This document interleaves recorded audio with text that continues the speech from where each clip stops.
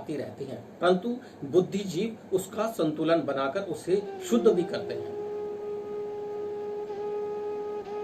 आज बहुत से लोग कहते हैं कि पूरी दुनिया में नासा फैल रहा है, आज पूरी दुनिया में नासा की चर्चा होती है, परंतु नासा सनातन धर्म की चर्चा करता है। 2 दिन पहले हमने देखा अमेरिका के राष्ट्रपति ने अपने व्हाइट हाउस के अंदर में वेदों का पाठ कराया, शांति सूतक पाठ कराया। क्यों? क्योंकि वो जानते हैं कि ये सनातनी सभ्यता सबसे पुरानी सभ्यता है, और जो जितना पुराना होता है ना, आपके दादाजी को आपसे ज्यादा नॉलेज होगी। हम आपके दादाजी हैं, आपको 1400 साल पैदा हुए होंगे, आपको 200 साल पैदा हुए हैं, आपको 400 साल पैदा हुए हैं, आप नहीं, परंतु ये लाखों सालों से चला आ रहा है, वो सभ्यता है। हमारे वेदों को खोजकर तो देखो, पढ़कर तो देखो। अब होता क्या है, नेट पर 1-4 लाइनें उठाकर उसका संधि विच्छेद करके उसको तोड़ मड़ोड़ कर पेश कर दिया जाता है कि जी वहां ये लिखा है, इसका ये मतलब है। स्टेज पे खड़े होकर अपने समाज के लोगों को खुश करने की एक नई राजनीति करते हैं। अगर कभी ऐसे करने की इच्छा हो ना बुद्धिजीवियों, हमें बुला लेना, हम बताएंगे। पहले उसका अर्थ हम बताएंगे, उसकी पूरी थ्योरी हम बताएंगे, उसका वैज्ञानिक अनुवाद हम बताएंगे। संस्कृत आती नहीं, संस्कृत को जानते ही नहीं, संस्कृति को जानते ही नहीं। 4 लाइनें पढ़ी और पढ़कर अपने समाज को आप ये सिखा देते हैं कि वेद में ये लिखा है, भविष्य पुराण में ये लिखा है। वेदों की एबीसीडी मालूम है, वेदों की गूढ़ भाषा भी जानते हैं आप, पुराणों को जानते हैं, पुराणों को पढ़ा है आपने कभी? आइए सबसे पहले अपने धर्म को जान लें। आप जाइए अपने धर्म को जानिए, अपने धर्म का प्रचार कीजिए। मुझे अपने धर्म को प्रचार करने की पूरी स्वतंत्रता है और इच्छा भी है। तो मित्रों, आपसे यही कहूंगा कि यदि कोई भी व्यक्ति आपके धर्म के प्रति आपको लगता है चोट कटाक्ष करता है, तो आपका ये अधिकार है, कानून आपको अधिकार देता है, आप उस पर केस कीजिए। 2 लोग, 4 लोग, 5 लोग, 10 लोग जिस दिन उन पर केस कर देंगे ना, स्वतः दोबारा वो आपके धर्म पर उंगली नहीं उठाएंगे। हमारे धर्म के किसी व्यक्ति ने उंगली उठा दी तो थोड़े दिनों में उसका पता भी नहीं चला, उसे मार दिया गया। तब कानून कहां चला जाता है? लखनऊ में सरेआम मार दिया गया। तो आपको ये मानना होगा, ये समझना होगा, क्योंकि आपका धर्म आपकी रक्षा कर सकता है। धर्म सामाजिक शक्ति है, धर्म सामूहिक शक्ति है। धर्म के का आधार दया जरूर है, धर्म का आधार मानवता जरूर है, परंतु वह मानवता और दया तभी तक जीवित रहेगी जब वह संस्कार आप अपने बच्चों में देंगे। गुरु गोविंद दो खड़े काके लागू पाए, बलिहारी गुरु अपने गोविंद दियो बताए। हमारे समाज में गुरु को वो दर्जा दिया जाता है, इंसान को वो दर्जा दिया जाता है। नदियों को हम माता कहते हैं, पर्वतों को हम माता कहते हैं, हम सब में प्राण देखते हैं, हम सबका सम्मान करते हैं। यह सनातनी संस्कृति है। गुरु गोविंद दो खड़े काके लागू पाए, बलिहारी गुरु अपने गोविंद दियो बताए। हम सबका सम्मान करते हैं, हम मनुष्य का सम्मान करते हैं, हम प्रकृति का सम्मान करते हैं, हम स्त्री का सम्मान करते हैं। हमारे यहाँ स्त्री को माता का रूप दिया गया। हमारे यहाँ ओम में और मां शब्द में कोई भी फर्क नहीं है। आप संधि विच्छेद करके देखिए ना, ओम को अगर संधि विच्छेद करते हैं तो 3 भागों में कहा जाता है। इसी तरह से मां का भी वही संधि विच्छेद है। फर्क क्या है? पहले मकार आ जाता है, फिर अकार आ जाता है, फिर ओंकार आ जाता है। म अ ओम 3 चीजों से बनकर मां बनता है और इसी तरह से ओम भी बनता है। हमारे लिए मां और ओम में कोई फर्क नहीं है। ये हमारी संस्कृति है।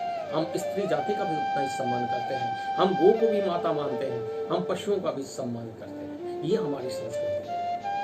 फर्क क्या है कि आज हम अपनी संस्कृति को भूलते जा रहे हैं, अपने बच्चों को अपनी संस्कृति नहीं दे रहे। कल को वही बच्चे जब आपको छोड़कर वृद्धाश्रम में छोड़ आते हैं ना, छोड़ आएंगे या छोड़ आते हैं, तब उनका कसूर मत कहना, क्योंकि आपने उन्हें सनातनी संस्कृति नहीं दी, उन्हें आपने एकल परिवार दिया है, उन्हें बहुल परिवार में रहना नहीं सिखाया।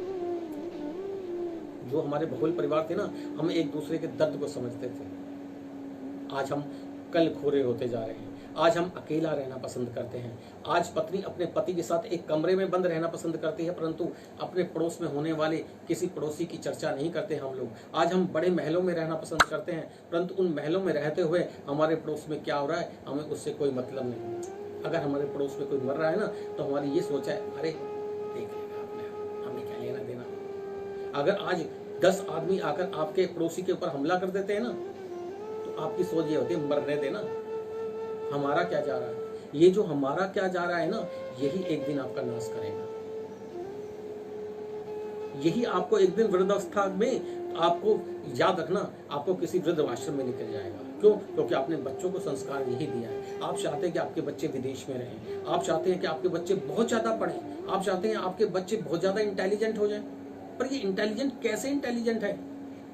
क्या सिख धर्म में इंटेलिजेंट नहीं है? क्या इस्लाम में इंटेलिजेंट नहीं है? क्या वो लोग गुरुद्वारे नहीं जाते? क्या लोग मस्जिद नहीं जाते? क्या वो अपने धर्म का पालन नहीं करे? आपको क्या मौत पड़ती है? सिर्फ आप क्यों नहीं अपने बच्चों को मंदिर के लिए भेजते? क्यों नहीं अपने बच्चों को गायत्री मंत्र सिखाते? क्यों नहीं बच्चों को माँ बाप का पैर छूना सिखाते? हाय हेलो इंग्लिश क्या है ये? हर भाषा का आना जरूरी है, मुझे भी आता है, मैं भी पढ़ा लिखा हूँ, परंतु अपनी संस्कृति का ऐसा अभ्यास आप अपने हाथों से कर रहे हैं और बाद में आपको उंगली उठाने का अधिकार नहीं है। यदि आपके साथ कुछ अहित होता है तो याद रखिएगा, आपको उंगली उठाने का अधिकार नहीं है। फिर आपका बच्चा यदि आपका साथ नहीं देता, आपको छोड़कर चला जाता है ना, तो आप ये भूल जाइए कि आपके संस्कार भी जो है लकड़ी पर नहीं होंगे, फिर बिजली की मशीन पर ही होंगे। तो फिर आपके अस्थि विसर्जन नहीं होंगे, क्योंकि आपके बच्चे के पास टाइम नहीं होगा आपके लिए, क्योंकि आपने उनको संस्कार नहीं दिया, आपने उनको धार्मिक नहीं बनाया। धार्मिक कभी किसी में डर पैदा नहीं करता है, धार्मिक धर्म कभी किसी का अहित नहीं करता है। धर्म आदमी को जोड़ने के लिए होता है, धर्म आदमी में दया को पैदा करता है, धर्म इंसान के भीतर में प्रेम को पैदा करता है, करुणा को पैदा करता है, एक अनंत शक्ति की ओर लेकर जाता है, वही धर्म होता है। विज्ञान बहुत जरूरी है, परंतु वेदों में भी विज्ञान ही है। हमारे चारों वेद विज्ञान ही हैं, अगर आप सही तरीके से इसे समझ लें। परंतु हम समझना नहीं चाहते, हम जानना नहीं चाहते, क्योंकि हम लकीर के फकीर हो रहे हैं। मित्रों, हमें रामायण से बहुत कुछ सीखने को मिलता है, हमें भागवत से बहुत कुछ सीखने को मिलता है। रामायण में सीता का जो चरित्र है, ऐसा चरित्र कभी आपने सुना नहीं होगा, कभी आपने देखा नहीं होगा।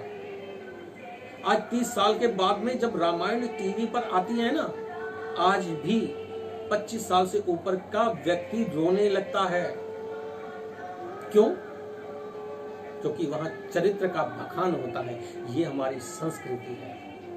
एक स्त्री अपने पति के सम्मान के लिए अपने घर को छोड़कर चली जाती है, ये हमारी संस्कृति है। उसका पति उफ नहीं करता, ये हमारी संस्कृति है। केवल प्रजा के लिए अपनी पत्नी का त्याग कर देता है और पत्नी खुशी खुशी जंगलों में चली जाती है और वहीं अपने बच्चों को जन्म देती है, ये हमारी संस्कृति है। एक राजा अपनी पत्नी के साथ रह नहीं पाता, परंतु वैसा ही वियोग वो अपने घर में बिताता है, ये हमारी संस्कृति है, ये हमारे संस्कार है।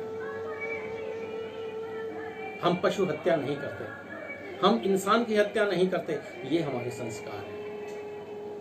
सुखी रहे संसार सब, दुखिया रहे ना कोई, यही अभिलाषा हम सबकी भगवन पूरी हो। हम वासुदेव कुटुंबकम कहते हैं। ये सारा जगत, ये सारा संसार हमारे ईश्वर का है, हमारा है, ये हमारा बंधुत्व है। हम कभी किसी के साथ द्वेष नहीं करते, हम कभी किसी को ईर्ष्या नहीं करते, ये हमारी संस्कृति है। मानता हूं कि पिछले 1400 सालों में हमारे यहाँ कुछ विकार पैदा हुए हैं और उन विकारों के बारे में भी हम चर्चा करेंगे, आए कहां से। यहाँ बहुत सारी बातें पैदा हो जाती हैं, बहुत सारे कटाक्ष आने लगते हैं, बहुत से लोग बहुत सारी बातें करने लगते हैं कि उनको नीचा दिखाया गया, उनको ऊंचा उठाया गया। मित्रों, हमारी संस्कृति में ऐसा कहीं नहीं। रामायण की कथा लिखने वाले वाल्मीकि को तो आप जानते ही होंगे, प्रभु रविदास को भी आप जानते ही होंगे, वो भी इसी समाज का हिस्सा थे, हमारे अपने ही रहे हैं, उनका भी हमने उतना ही सम्मान किया है। हमने रसकान का भी उतना ही सम्मान किया है। ये हमारी संस्कृति है, ये हमारा धर्म है। हम कभी किसी के साथ बैर नहीं करते, हम कभी किसी के साथ बैर रखते ही नहीं है। ये हमारी संस्कृति है मित्र। परंतु हमारे धर्म पर कोई कटाक्ष उठाएगा वो हम बर्दाश्त नहीं करेंगे। ओम द्यो शांति, अंतरिक्ष शांति, पृथ्वी शांति, रापा शांति, ये हमारी संस्कृति है। हम पूरे विश्व का, पूरे अंतरिक्ष का, पूरे ब्रह्मांड की शांति मन में, हृदय में धारणा रखते हैं। हम दूसरों का सम्मान करना जानते हैं। हमारे भारत में आपने देखा होगा आज तक कभी भी किसी देश पर अटैक नहीं किया है।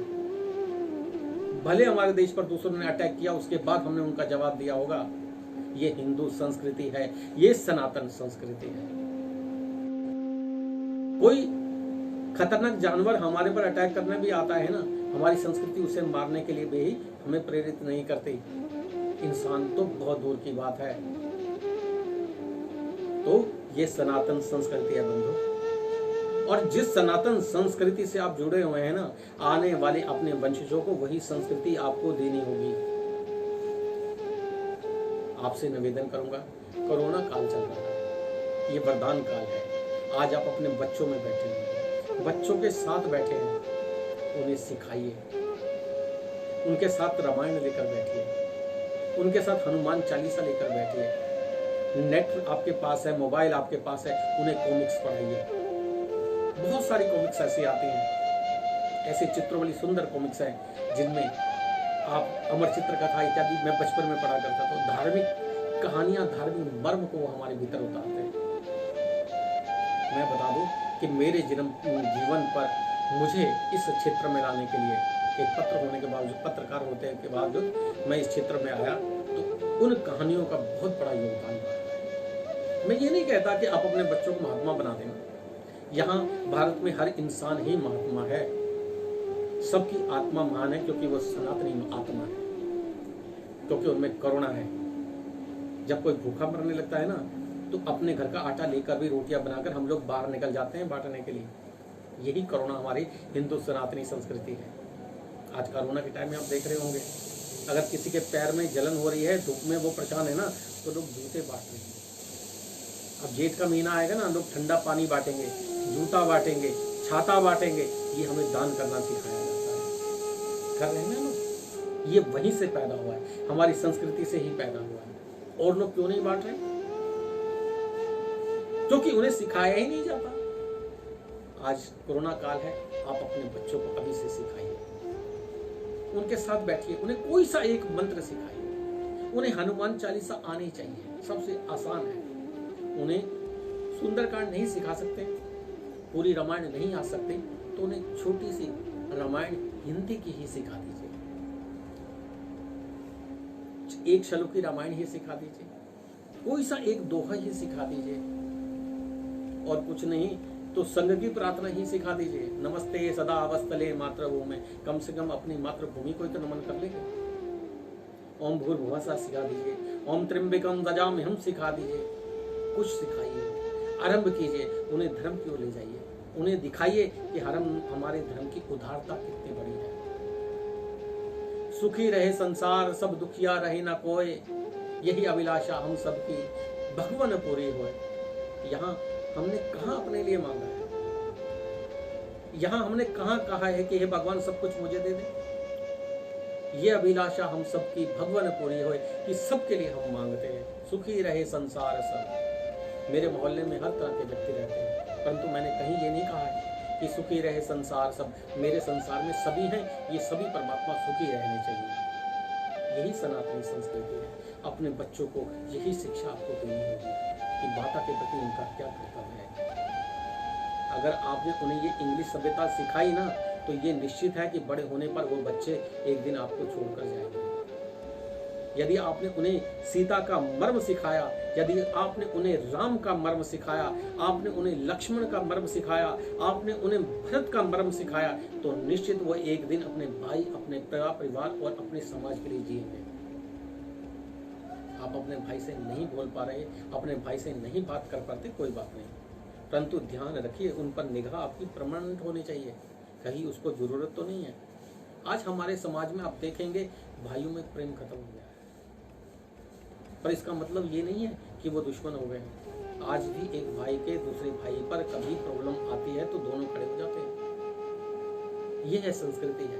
भले ठीक है वैचारिक मतभेद है, हो सकता है वैचारिक मतभेद है, समय आने पर वो वैचारिक मतभेद अपने आप ठीक हो जाते हैं, परंतु ऐसी लकीर मत खींचिए कि उसे भरा न जाए। अपने बच्चों को जो संस्कार देना चाहते हैं ना, वो उत्तम संस्कार होने चाहिए। ये मानकर चलिए कि वो उत्तम संस्कार ही आपको आपके लिए ही आ जाएंगे। एक छोटे से किस्से को आपके साथ शेयर कर रहा हूँ, फिर उसके बाद अपनी वाणी को विराम देना चाहूँगा। कि एक स्त्री थी, उसकी सास बहुत वृद्ध थी। जब वो खटिया में पड़ गई, अब मजबूरी है उसे पेशाब करने के लिए, टॉयलेट के लिए भी उठकर जाना बड़ा मुश्किल होता था। तो वो अपनी बहू से, ये लड़के से कहती थी कि बेटा मेरी मदद कर। तो उसकी जो बहू थी, उसका जो बेटा था, कई बार खींच जाते थे। ये भूल जाते थे कि इसी माँ ने 9 महीने हमें गर्भ में रखा है, चाहे वो स्त्री हो या पुरुष हो। वो ये भूल जाते हैं अपना समय आने पर। तो उसके मन में भी यही था, उसको भी वो सब भूल चुके थे कि ये माँ है, आज उसको आवश्यकता है। तो वो क्या करते थे, कई बार उसके हाथ से कप वगैरह टूट जाते थे तो वो चिल्लाने लगती थी, क्रोध करने लगती थी। तो उनके यहाँ जो उस बुढ़िया का जो पोता था वो नीचे बैठा रहता था, तो वो उन टूटे हुए कपड़ों को इकट्ठा करता था। एक दिन माँ ने पूछ ही लिया बेटे से, बेटा तू कर क्या रहा है, क्या खेल रहा है, टूटे कपड़ों से खेल रहा है? दादी क्या है, इसमें दादी को चाय देनी है, तू इसे तोड़ देगा, इसकी डंडी टूट गई है। बोला माँ इसकी तो डंडी टूट गई है, दादी को इसमें चाय दोगी? हाँ तो क्या हो गया, डंडी तो टूटी है, थोड़ा सा कपड़ी तो टूटा है, गंदा ही तो है। अब बच्चा रोज उन्हीं कपड़ों से खेल रहा है। एक दिन क्या हुआ, माँ से नहीं रहा गया, माँ ने पूछ लिया बेटा क्या खेल क्यों रहा है, इनसे क्या कर रहा है? माँ बोला मैं इनको इकट्ठा करके रख रहा हूँ। बोले क्या करेगा, इकट्ठा क्यों कर रहा है? कह रहा कल को तुम्हारे लिए भी तो जरूरत पड़ेगी। तो जो आज आप अपने बच्चों के सामने कर रहे हैं ना, बच्चों का मन आईना है, वो आपके सामने ही आएगा, वो आपके लिए ही तैयारी है। यदि आज आप उनके सामने अच्छे संस्कार देंगे ना, वो आपके लिए अच्छे संस्कार बनकर प्रकट होंगे। उन मूर्खों को बता दूं जो मैं हमारे धर्म पर कटाक्ष करते हैं और जो कटाक्ष करके ये कहते हैं कि खीर खाने से बच्चे पैदा हो जाते हैं। शिवलिंग क्या होता है, लिंग होता है। अरे गधे के बच्चों, शिवलिंग लिंग नहीं होता है, शिवलिंग महाशक्ति है, महापरमाणु है। उनको समझना होगा तुम्हें। मूर्खों, पहले वेदों को पढ़ो। शिवलिंग उस महा ऊर्जा का स्रोत है, उस महा ऊर्जा का आकार प्रतिबिंब है जो पूरे ब्रह्मांड को सूर्य प्रकाशमान करता है। पहले रुद्राभिषेक करके तो देखो, उसे पढ़कर तो देखो, तब आपको पता चलेगा क्या होता है। प्रथम अध्याय को पढ़ के देखो, द्वितीय अध्याय में आपको पता चल जाएगा कि कितनी बड़ी ताकत है वो शिवलिंग जिसकी हम उपासना करते हैं। ये 200-400 सालों में नहीं, ये 1400 सालों में हमारे धर्म के अंदर कुरीतियों को पैदा किया गया है। हमारे पुराणों से, हमारे वेदों में छेड़छाड़ करने की कोशिश की गई है कि शिवलिंग को लिंग का आकार बताना शुरू कर दिया गया है, जबकि ऐसा कहीं नहीं है। ये ब्रह्मांड लिंग है। लिंग का तात्पर्य लिंग से ही नहीं हो जाता है। ये ब्रह्मांड की वो ऊर्जा है जो पूरे ब्रह्मांड को एक गति में चलने के लिए बाध्य रखता है। ऐसे करोड़ सूरज इसके चारों ओर विद्यमान है। ये परमाणु ऊर्जा का स्रोत है। उसे ठंडा रखने के लिए हम शिवलिंग पर जल चढ़ाते हैं। बेलपत्र ठंडे होते हैं इसलिए बेलपत्र चढ़ाए जाते हैं। दूध ठंडा होता है, उसकी तासीर ठंडी होती है इसलिए दूध चढ़ाया जाता है। ये हमारे लिए शिवलिंग है।